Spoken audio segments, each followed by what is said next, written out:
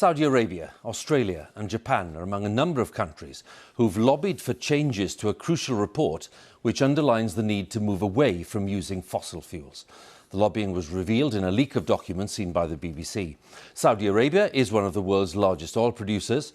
Australia is a major coal exporter, and the leak comes as world leaders prepare to gather in Glasgow for the global climate talks in 10 days' time.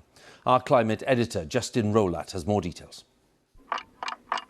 The clock is ticking on tackling climate change. The science says unless we start making dramatic cuts to emissions now, we risk very serious consequences. World leaders will be meeting here in Glasgow for a crucial climate conference in just 10 days.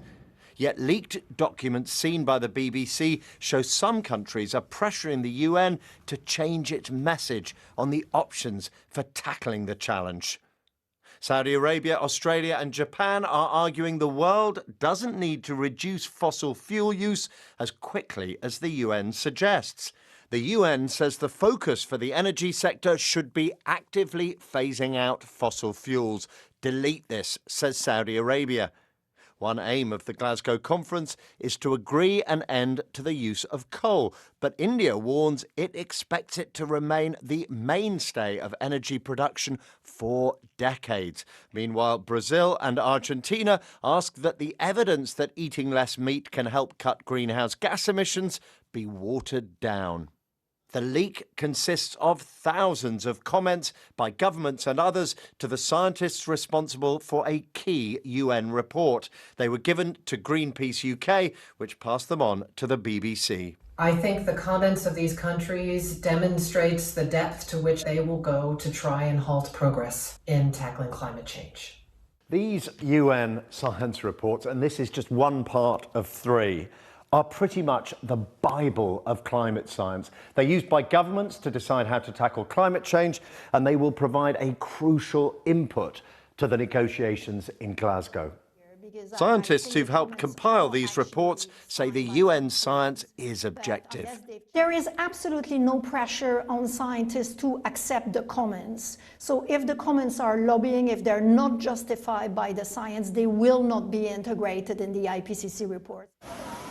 The world has experienced some of the most extreme weather ever recorded in recent years. There have been terrible floods, including in China, and ferocious wildfires in Australia and right around the world.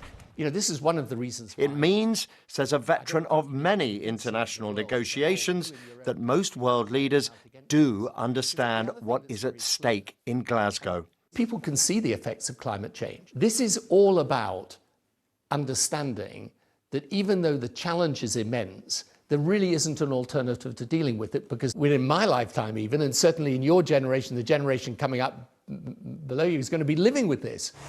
Glasgow wants to show its best face to the world for this conference. It could well be the biggest gathering of world leaders in British history. Christiana Figueres will be there. She's environmental royalty, having played a crucial role in previous climate summits. She says it is vital that governments are involved in the review process. Everybody's voice has to be there. That's the whole purpose. This is not a single thread. This is a tapestry woven by many, many threads. But there is no time to waste. Every second, more carbon dioxide is building up in the atmosphere.